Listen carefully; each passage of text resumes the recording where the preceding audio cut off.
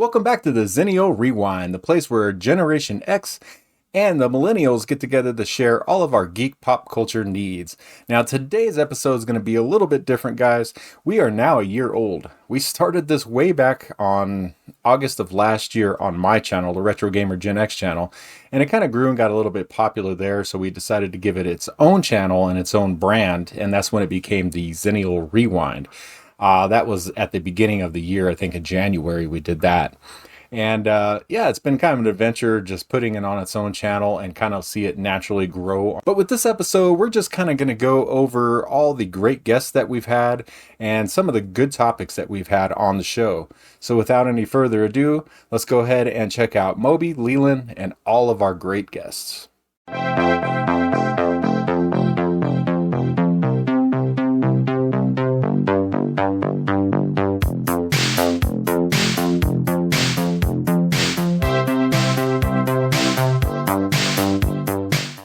It's crazy to think that the Xennial Rewind is now a year old.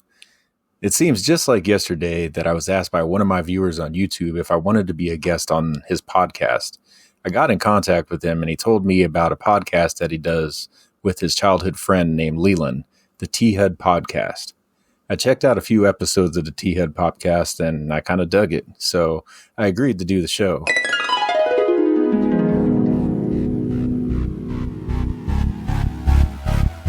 Welcome to the T-Hud Podcast. I'm Moby. I'm Leland Steele. And listener, we do have a guest today with us. Very excited because we're going to be crossing some new ground for once. Retro Gamer Gen X. We like to be self-depreciating here. But Retro Gamer Gen X, welcome to the show. Thanks, guys. Thanks. I had such a great time. What a fun show. A little while later, they asked if I'd be on another show. Absolutely. Again, we had a great time, and I got to know the guys better this time around.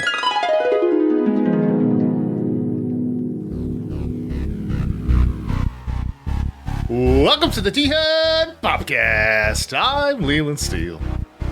And I'm Moby. And I'm Retro Gamer Gen X. Yes, listener, we have another second-time guest host here, friend of the show, Retro Gamer Gen X, and also an awesome YouTube channel, which we will be touching on again today. Honestly, for me, like top 5 video game channels that I watch. I'm not just saying that because you're on the show there, RGX. Like I really mean it, my friend. Not too long after this, I contacted Moby and asked if he and Leland would be interested in doing a podcast on my YouTube channel. He agreed, and plans went into motion.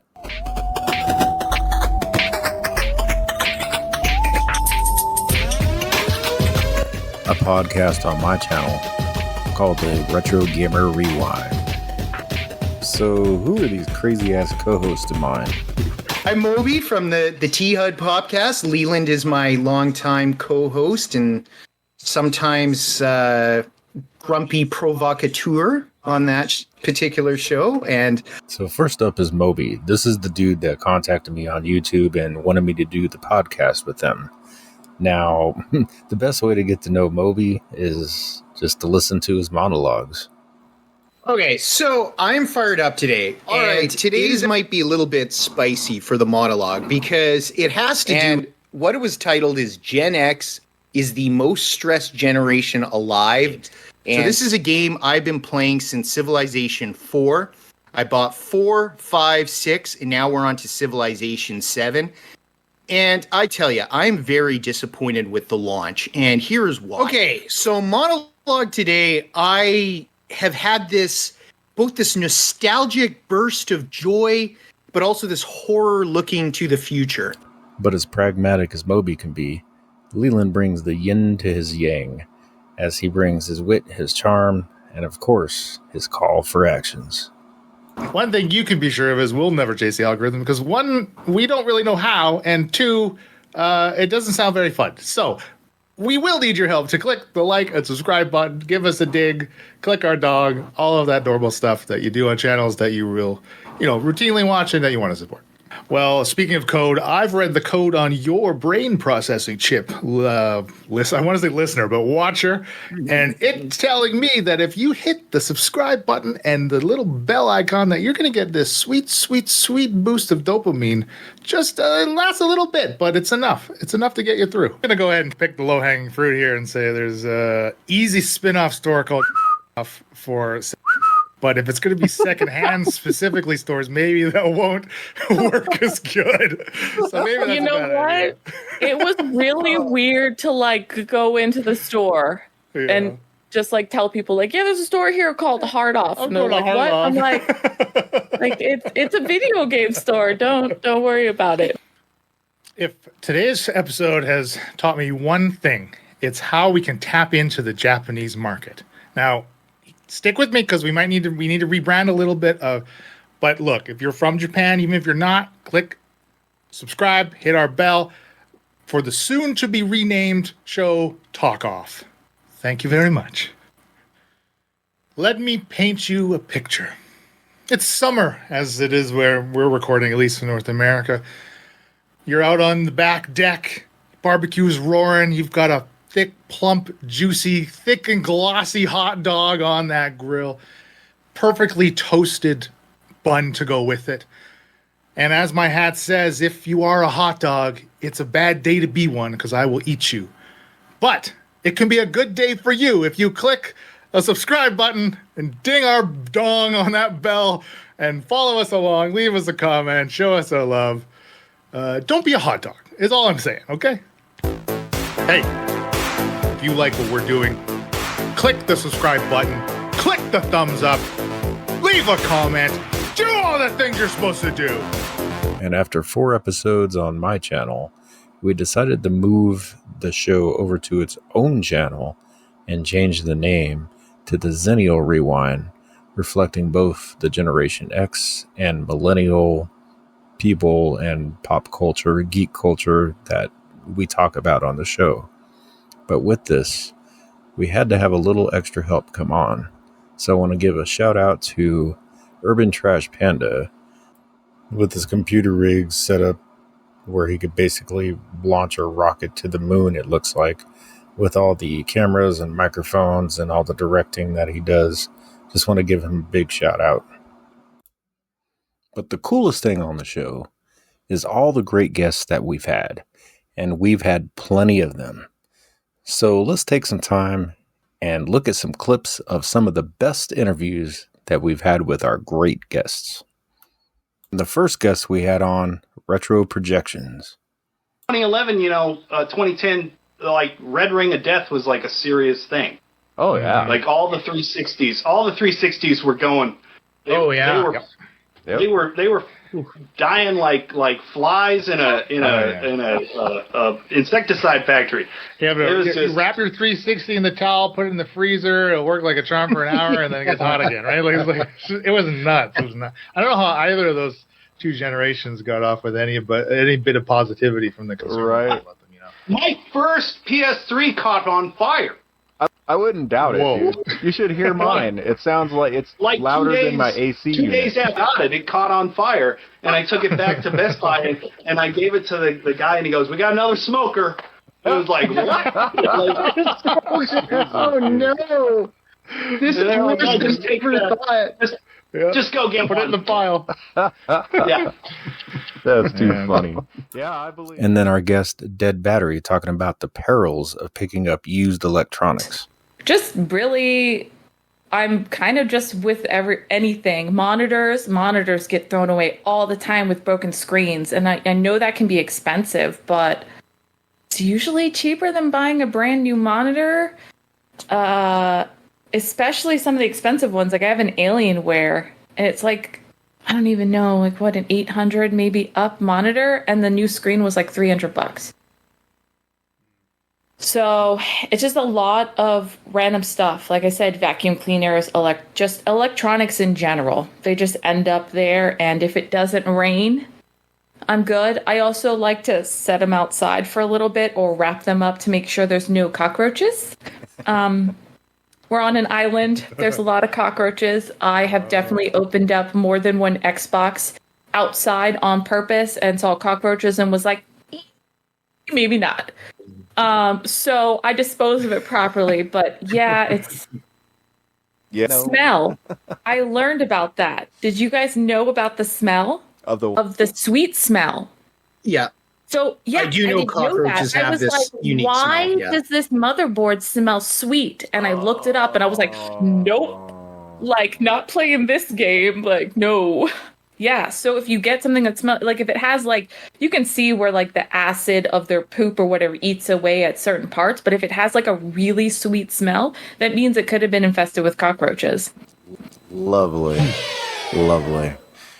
If you're into Amiga and Commodore, you probably know who Marvin Drogsma is and the Retro 8-Bit Shop. He took some time to do an interview and kind of show us one of his warehouses. I think there's like two key moments that led to my business currently. The first one is that I worked for a client in IT that worked in a very old building, like 70s styles, old IBM headquarters in Amsterdam. And I came in there and I looked at the furniture and said, this looks cool. And I talked to the owner and said, you know what's missing? A pinball machine. I wish you had a pinball machine. And then he asked, well, can you get some? And I was, maybe, yeah, sure. Because I knew of a friend who knew a friend that sold pinballs. So I got the guy a pinball, two pinball machines, some arcades, of course, and rented it out to them, and that made good money. So I was, I like the stuff I'm selling, and it makes good money. So let's start with that. So that's the arcade side of things.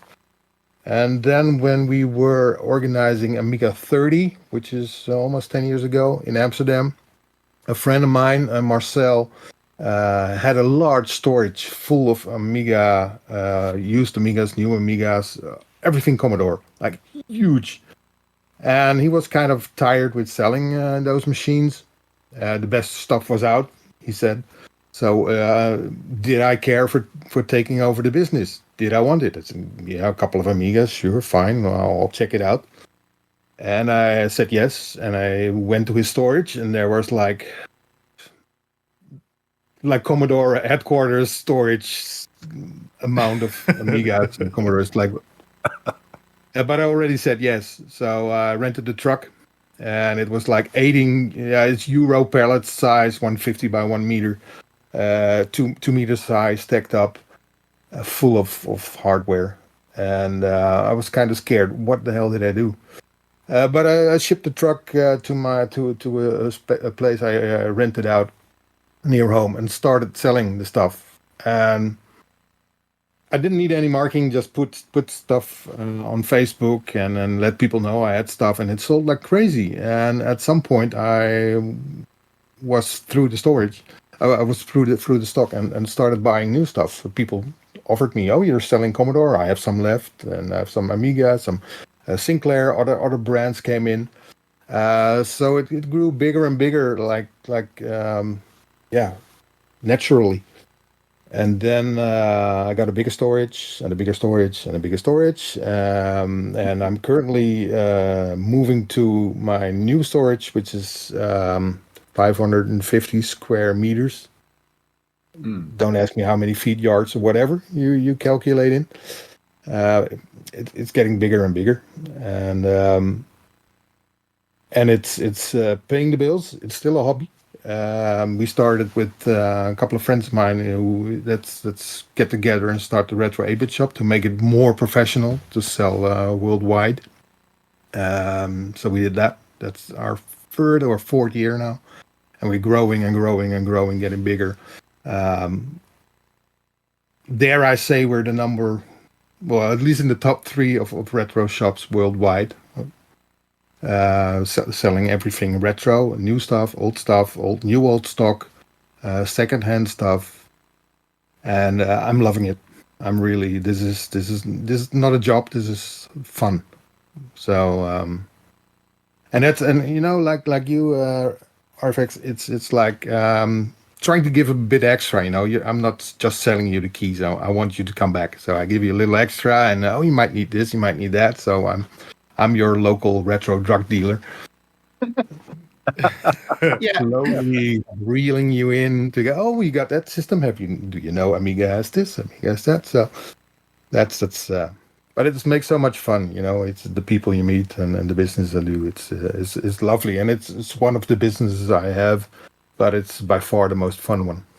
Now, I did want to bring up something else. We do have some clips from Marvin here of some of his not the ones where I tell him I'm facilities shit. Look like shit, right? This is my shit. This is my shit. I look like shit. This is my shit. My shit here. You.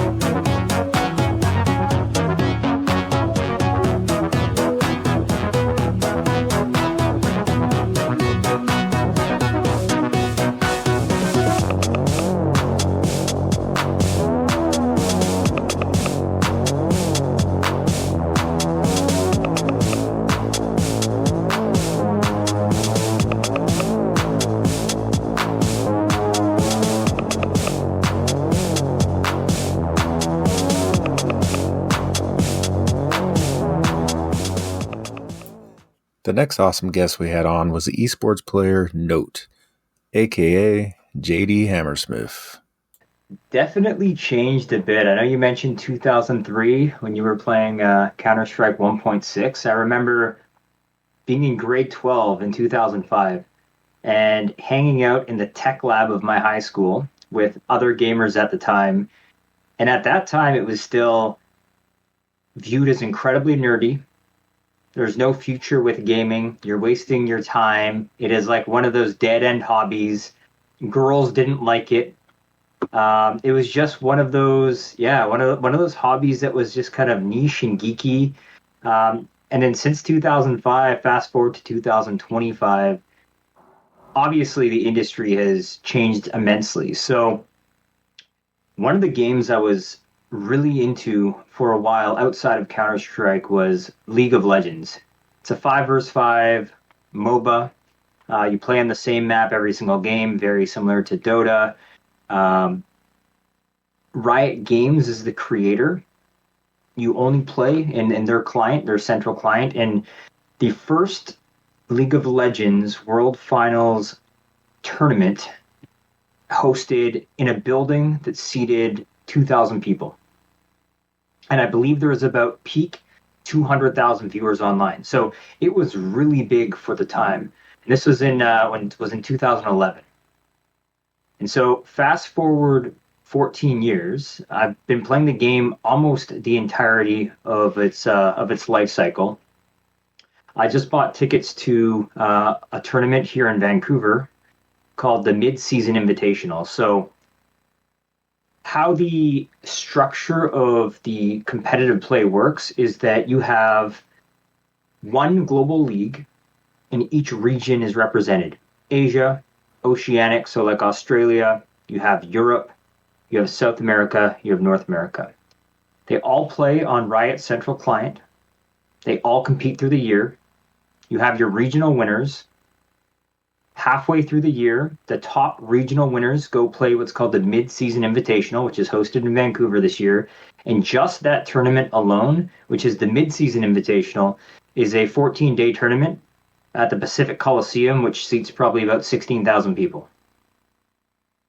So we're going from a one-day, 2,000 capacity tournament in 2011 to just the Mid-Season Invitational this year, which is a 14-day tournament with 16,000 capacity for each event. So just to put that in some perspective. And our last great guest, Evie, inventor and owner of the Backbit products. For the people that know me, a lot probably know about this Neo Geo cartridge that just started shipping very recently. And one of the more special things that it does is it can load the larger Neo Geo games in like 10 seconds, which is like 5 or 6 times faster than any other cartridge that's been made for the Neo Geo. As far as like loading files from the SD card, you could have a cartridge that's flash to be faster, but you'd only have access to one or two or three games. Any case, the Neo Geo was a project I started about a year ago, and it's my first FPGA-based product. And I mean, it's just kind of been my main focus for the last year. And the tariff situation was kind of crazy because just as I was starting to manufacture things, that hit. And fortunately, the tariffs went down from like 200% down to around 50%, which is at least tolerable. So those are shipping. I have stacks of boxes of things ready to go. Awesome. And that's kind of just been my main focus lately. And then prior to Neo Geo, my main focus was the chip tester and my cartridge for 8-bit machines. I'm going to chime in here because I do own those products. I do own the Backbit cartridge and I do own the chip tester. And I got to say, those two products are amazing. And if I had a Neo Geo, I would be buying one of the Neo Geo flash carts as well. Just amazing products and everything. I'll let you kind of explain a little bit more about the Backbit cartridge and what it can do, because it's like no other flash cart. Yeah, so it started out as a cartridge for the Commodore 64, and then as I became interested in other systems like the Commodore Plus 4 and the Atari 8-bit computers, I developed these adapters where I just had one cartridge and there were like about 30, I guess now there's about 30 different systems that it supports. And so it's like a Swiss Army knife of having a flash cartridge for any 8-bit system. One complaint, because I'm always focused on, as an engineer, I'm always focused on what it can't do, not what it can do. And so some of the complaints have been that the individual adapters don't have cases. And so that's kind of a missing thing. And then I guess I'll also talk about the chip tester. So the chip tester spawned out of me getting all these systems and needing to fix systems as I got them. Because a good number of the systems I got on eBay just didn't work. And so the chip tester will test those old square, rectangular chips with the legs, the dual inline package chips, which most computers and game systems from the mid-'80s and back would use those chips. And so that was just a way to make it easier to repair machines. I wanted to give a shout out to the folks that helped contribute to the podcasts over the past year or so as well. So first of all, I want to give a shout out to my boy Steve, or better known as Legit Weezer here, for some of the comedy skits that he did. And here's one of them. Oh, come on! How do you build a whole freaking tower in 3 seconds? You need to use the Build Pro settings, Dad. It's easy. Oh. Yeah, well then I can't use the right buttons for my guns. Oh, I hate this freaking game. Oh. Yeah, just because I kick your butt every time, bro. Oh yeah? Back in my day, you wouldn't have stood a chance against me. Want a rematch? Oh, no, I don't want to play again. I'm done. Are you tired of your kids kicking your butt at video games? Bring them on down to Willy's Fun Arcade. we've got all the classics that your kids won't stand a chance against you on. Mortal Kombat 2. I got the newest one of these on PS5, bro. You're going down, old man. Oh, yeah?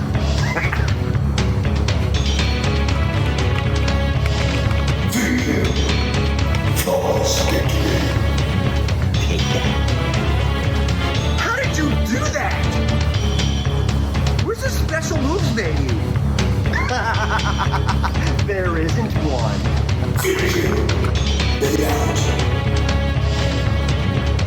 No fair! We've got all the arcade classics like Street Fighter 2, Centipede, and Paperboy, as well as NES classics like TMNT and Ninja Gaiden. These games are impossible! Oh yeah? I beat them all. Willy's! Put them in their place. No fair! And then we have the musicians on the channel, Nebulous and Hal Electronica. Now, Nebulous here is the one that does the music for our intro. And in one episode, he shared with us him freestyling on a synthesizer. It's kind of cool to see how musicians just kind of come up with things. So let's go ahead and check it out.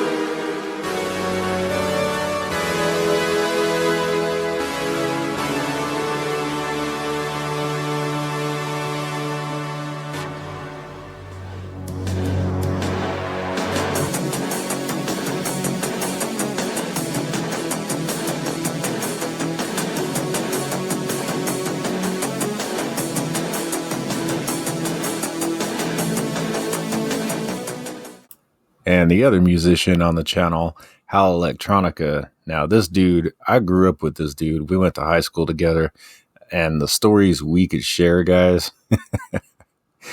But anyway, I'm going to go ahead and send it off here. I just wanted to thank everybody for listening, watching, and if you dig it, don't forget to hit that like, that subscribe, and that notification bell. That way you get notifications every time we drop a new podcast like this. All right, guys, I'm going to go ahead and send it off with this video. Y'all have a great one. Peace out.